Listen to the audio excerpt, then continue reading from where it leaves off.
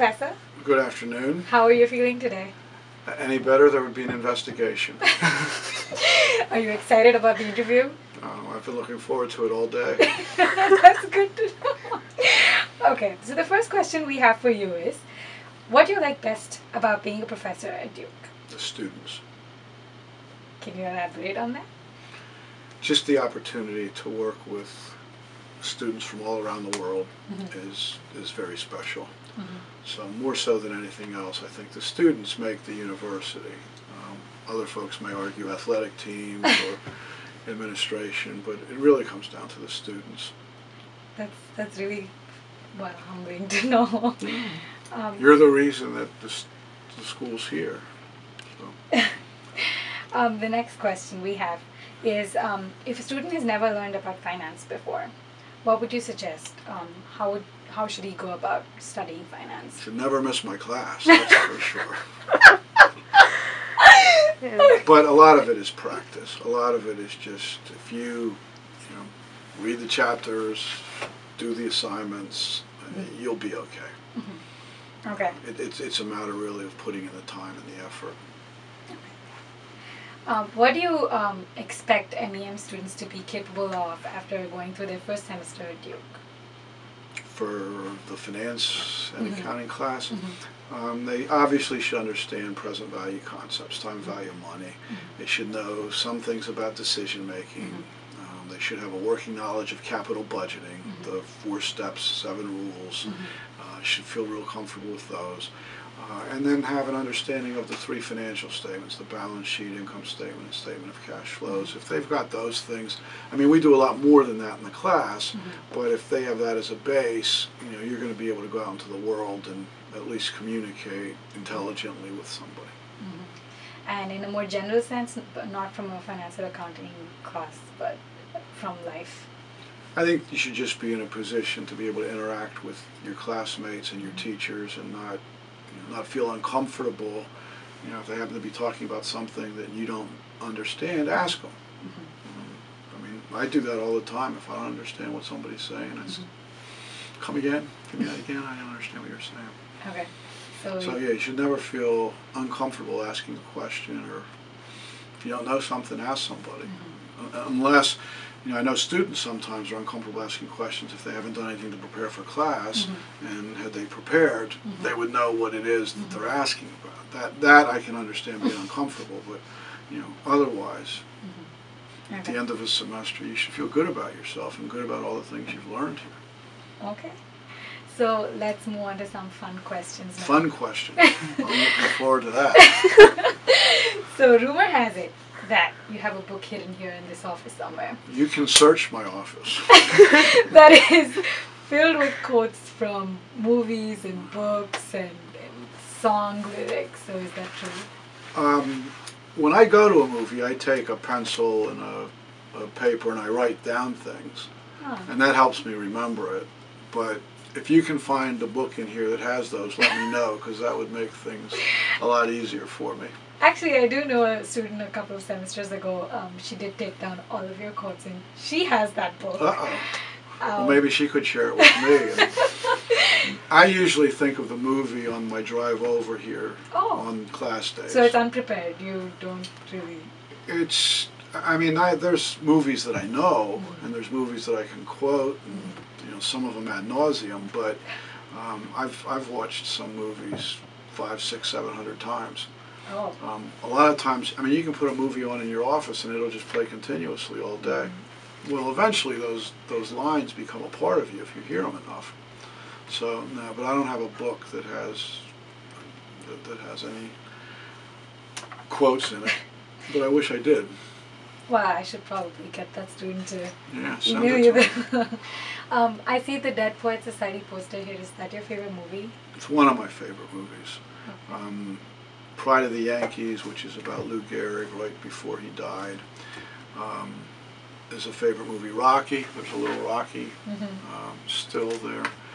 I guess if I had to pick a few, those would be 3. To Sir with Love is about a teacher, as is Dead Poets Society. I don't know which I would pick between those 2. But And then romance movies, you know, When Harry Met Sally, I think is fun. Sleepless in Seattle is fun. You've Got Mail. I mean, there's a lot of traditional standards that I use every semester. That's good. Okay, I know that you mentioned this in class before, but if you're trying to impress somebody, what is the best thing to say to them? Depreciation is not cash. Okay. Do you want to? Yeah, you should probably say that. Depreciation is not cash. Okay. And if that doesn't work, you complete me. And if that doesn't work, you had me at hello. You had me at hello. And that is Jerry Maguire. Very good. I'm impressed. Okay. Who is your favorite movie star? Male, I would say Robin Williams. Female, I'm not sure that you're going to know a woman named Ally McGraw. You can hear the flushing in the bathroom. I have prime real estate here. I'm right next to the ladies' room, so.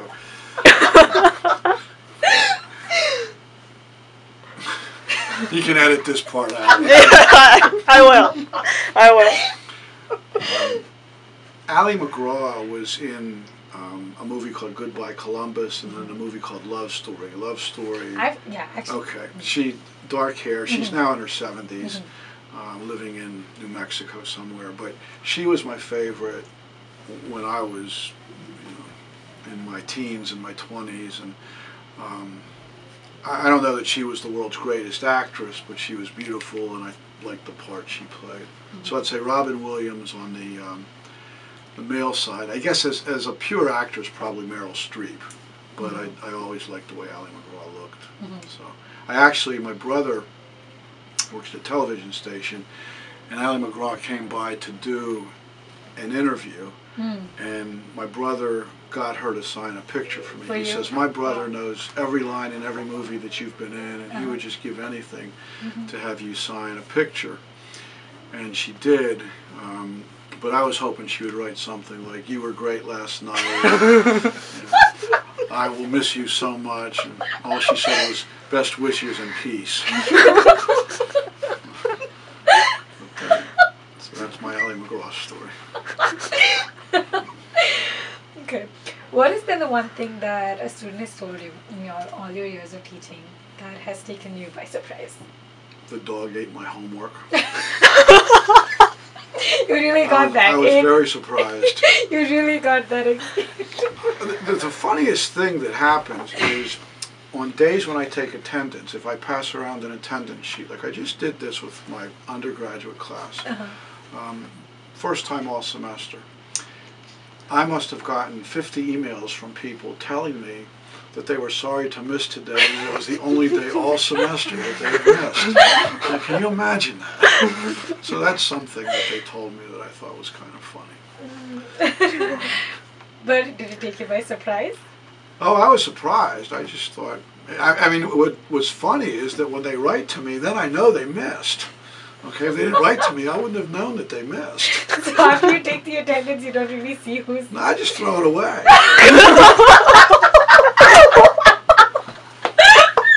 Okay. But maybe they'll come to the next class now if they think I'm going to take attendance this time.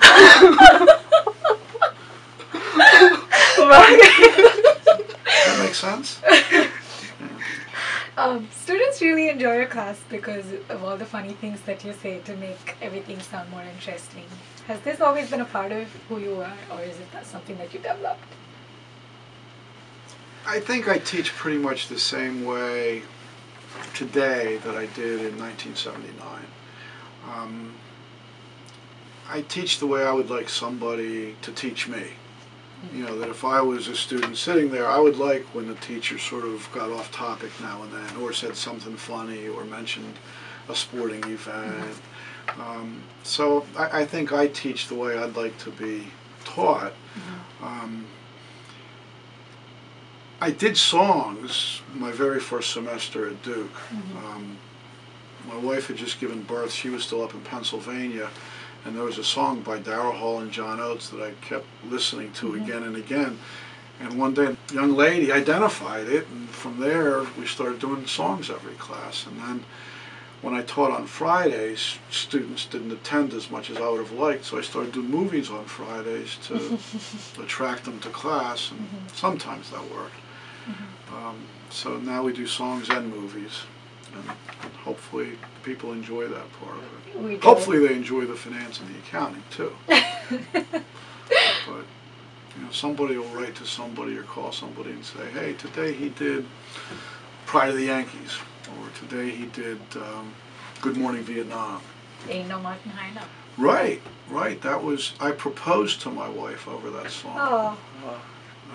That's That's very sweet. yeah. In 1978, Memorial Day, it was a Monday. How do you keep track of the days? Because you I just had one to yesterday.